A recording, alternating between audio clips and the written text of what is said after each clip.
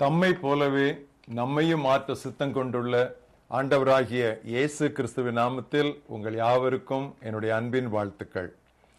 இந்த நாள் தியானத்தினுடைய தலைப்பு நிலையும் நடையும், ஸ்டாண்டிங் அண்ட் ஸ்டேட்.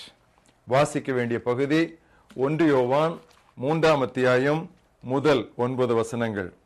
நாம் தேவனுடைய பிள்ளைகள் என்று அழைக்கப்படுகிறதுனாலே பிதாவானவர் நமக்கு பாராட்டின அன்பு எவ்வளவு பெரிதென்று பாருங்கள். உலகம் அவரை அறியாதபடியினால் நம்மையும் அறியவில்லை. பிரியமானவர்களே, இப்பொழுது தேவனுடைய பிள்ளைகளாய் இருக்கிறோம். இனி எவ்விதமாய் இருப்போம் என்று இன்னும் வெளிப்படவில்லை. ஆகிலும் அவர் வெளிப்படும் போது அவர் இருக்கிற வண்ணமாகவே நாம் அவரை தரிசிப்பதினால் அவருக்கு ஒப்பாய் இருப்போம் என்று அறிந்திருக்கிறோம். அவர் மேல் இப்படிப்பட்ட நம்பிக்கை வைத்திருக்கிறவன் எவனும் அவர் சுத்தமுள்ளவராய் இருக்கிறது போல தன்னையும் சுத்திகரித்துக் கொள்கிறான். பாவம் செய்கிற எவனும் நியாயப்பிரமாணத்தை மீறுகிறான். நியாயப்பிரமாணத்தை மீறுகிறதே பாவம்.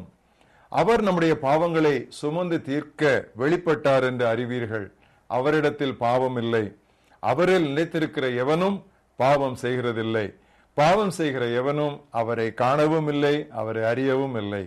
பிள்ளைகளே, நீங்கள் ஒருவராலும் வஞ்சிக்கப்படாதிருங்கள்.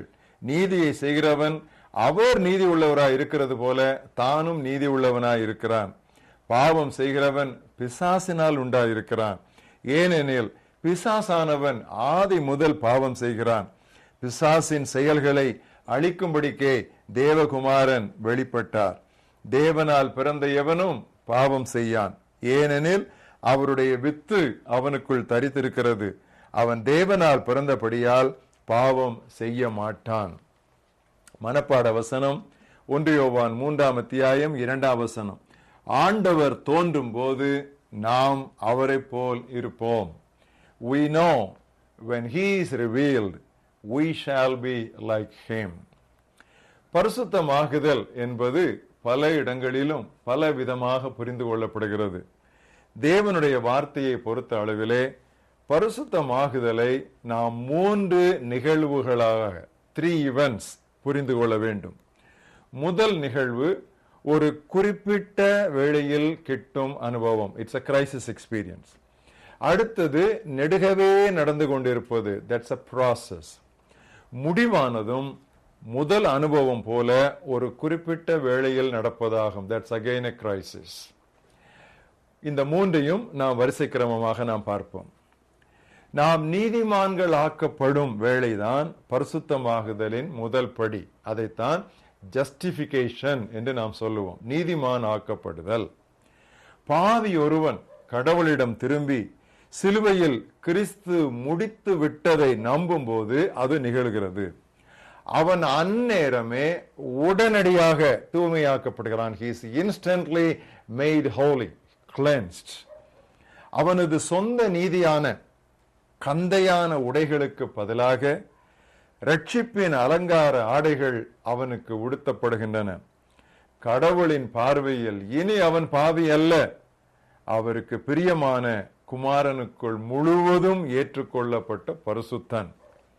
அப்பொழுதுதான் விழுந்துள்ள பனித்துளிகள் போலவும் பஞ்சு போலவும் விசுவாசி சுத்தமாகிறான். அதைத்தான் ஏசாயா 1:18 நான் வாசிக்கிறோம். இதை நிலையின்படியான பரிசுத்தம் என்கிறோம். This is called positional holiness. நிலையின்படியான பரிசுத்தம். இது கடவுளுக்கு முன்பாக நமது நிலையை குறிப்பிடுகிறது. that is, it speaks of our standing before God. நமது நிலையை அது குறிப்பிடுகிறது. அடுத்து நீதிமானாக்கப்பட்ட வேளை முதல் நடைமுறையான சுத்திகரிப்பு, that is practical sanctification துவங்குகிறது. இதைத்தான் sanctification என்று நாம் பொதுவாக சொல்லுவோம். நீதிமானாக்கப்பட்ட விசுவாசியை கடவுள் நீதிமானாக நடந்து கொள்ள வேண்டும் என்று அழைக்கிறார்.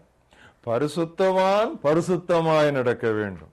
அதைத்தான் வெளிப்படுத்தல் 22:11 தூயோர் இன்னும் தூயோராகட்டும், பரிசுத்தம் உள்ளவர்கள் இன்னும் பரிசுத்தமாகட்டும். நிலையின்படியான பரிசுத்தம், that is holiness according to our standing, அது ஒரு சிலாக்கியம், அது ஒரு பிரிவிலேஜ். நடையின்படியான அல்லது நெடுகவே உண்டாகும் பரிசுத்தம், that is our state, அது நமது பொறுப்பாகும். இதுவே கடவுளுக்கு முன்பாக நமது நடை. ஒன்று நிலை, தட் இஸ் ஸ்டாண்டிங். அடுத்தது நடை, that is our state. One is positional and the other is practical. நடைமுறையாய் பரிசுத்தமாக்கப்படும் போது நாம் பரிசுத்தத்தில் வளர்ந்து கொண்டே இருக்கிறோம். பரிசுத்தத்திலிருந்து பரிசுத்தத்திற்கு நாம் கடந்து செல்கிறோம். இதைத்தான் நீதிமொழிகள் 4:18 நீதிமான்களுடைய பாதை நடுப்பகல் வரை அதிகமாய் பிரகாசிக்கிற சூரிய ஒளி போல் இருக்கும் என்று இருக்கிறது. இறைமகன் திரும்பி வரும் பொழுது நீதியின் சூரியன் உச்சிலிருந்து பிரகாசிக்கும். It will be at its zenith. அப்பொழுது நாம் பரிசுத்தமாகுதலின் முடிவை எட்டுவோம். நான் ஒரு நாளில் இயேசுவை போலவே இருப்பேன் என்று நினைத்தால் அப்பப்பா புல்லரிக்கிறது. இச்சத்தியம் யோவானை எவ்வளவாய் பரவசப்படுத்திட்டு பாருங்கள். 1 யோவான் 3:2 சொல்லுகிறான், என் அன்பார்ந்தவர்களே, நாம் ஏற்கனவே கடவுளின் பிள்ளைகளாய் இருக்கிறோம். கிறிஸ்து வரும்பொழுது நாம் எத்தன்மையராய் இருப்போம் என்று கற்பனை செய்தும் பார்க்க முடியவில்லை. ஆனால் அவர் வரும்போது, அவர் தோன்றும் போது நாம் அவரை போல் இருப்போம். பரிசுத்தத்திற்கு 2 பக்கங்கள் உண்டு. ஒன்று, கடவுளுக்கு முன் குற்றமற்றவர்களாய் நடந்து கொள்ளுதல். அடுத்தது, மனிதரோடு உள்ள உறவுகளில் மாயமற்ற அன்பை காட்டுதல். இது ஒரு நாணயத்தின் 2 பக்கம் போல். ஒன்றில்லாமல் மற்றது முழுமை பெறாது. எனவேதான் 1 யோவான் 4:20 ஒரு கேள்வி, கண்கண்ட சகோதரனிடத்தில் அன்பு கூறாதவன் கண்காணாத தேவனிடத்தில் அன்பாயிருப்பது எப்படி? பரிசுத்தத்தில் வளர்வதென்றால் இவை 2லுமே நாம் முன்னேறுவதாகும். இவ்விரு பகுதிகளையும் எபிரேய நிருப ஆக்கியோன் மிக அழகாக ஒருங்கிணைத்துள்ளார். அவர் எழுதியுள்ளார் 12:14 யாவருடனும் சமாதானமாயிருக்க முயலுங்கள், தூய்மையை நாடுங்கள், தூய்மையின்றியவரும் ஆண்டவரை காண முடியாது. நம்மால் முடிந்த அளவு மனிதரோடு காரியங்களை சரி செய்ய வேண்டும். மீதி காரியங்களை ஆண்டவர் தமது வருகையின் போது பார்த்து கொள்வாராம். 1 தெசலோனிக்கேயர் 3:12-13 எப்படி வாசிக்கிறோம்?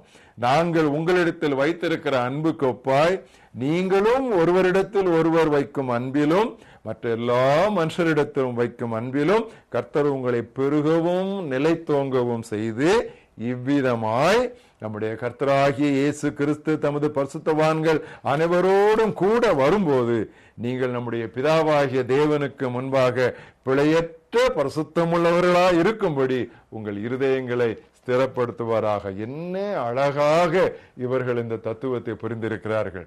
எனவே பரிசுத்தத்தை 3 நிலைகளிலே புரிந்து கொள்ள வேண்டும். ஜஸ்டிபிகேஷன், நீதிமானாக்கப்படுதல்; சாங்டிபிகேஷன், பரிசுத்தமாக்கப்படுதல்; குளோரிபிகேஷன், மகிமைப்படுத்தப்படுதல். ஏற்கனவே நீதிமானாக்கப்பட்டாயிற்று, இப்பொழுது பரிசுத்தமாக்கப்பட்டு கொண்டிருக்கிறோம். முடிவில் அவர் தோன்றும் பொழுது நாம் மகிமையாக்கப்பட்டு அவர் இருக்கிற வண்ணமாகவே நாம் அவரை தரிசிப்போம். ஆண்டவரே, இந்த அருமையான நாளிலே நீர் எங்களுக்கு தந்த இந்த நல்ல தெளிவுக்காக நாங்கள் நன்றி சொல்லுகிறோம்.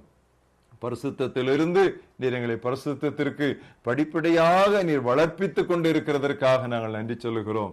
ஒரு நாளிலே உம்முடைய குமாரனா இயேசுவை போலவே நாங்கள் மாறப்போகிறோம் என்பதை நினைக்கும் பொழுது ஆண்டவரே நன்றி நன்றி நன்றி என்று சொல்லி உமக்கு நாங்கள் எங்கள் துதி ஸ்தோத்திரங்களை ஏறெடுக்கிறோம். ஆண்டவரே, உம்மோடு கூட சேர்ந்து, உம்முடைய திருவசனத்தோடு கூட சேர்ந்து, உம்முடைய தூயாவியானவரோடு கூட சேர்ந்து நாங்கள் முழுக்க முழுக்க ஒத்துழைக்க நீர் எங்களுக்கு உதவி தாரும். உம்மை போல, முதுகுமாரனை போல நாங்கள் மாறுவதற்கு ஒவ்வொரு நாளும் எங்களுக்குள்ளே கர்த்தாவே மறுரூப செயலை செய்து கொண்டிருக்கிற பரிசுத்தாவியானவருக்காக நாங்கள் நன்றி சொல்லுகிறோம். இதில் ஒருபோதும் நாங்கள் தளர்ந்து விடாதபடி முன்னேறிக்கொண்டே இருக்க நீர் எங்களுக்கு உதவி செய்யும். இயேசு கிறிஸ்துவின் நாமத்தில் ஜெபம் கேளும் எங்கள் ஜீவனுள்ள பிதாவே, ஆமென்.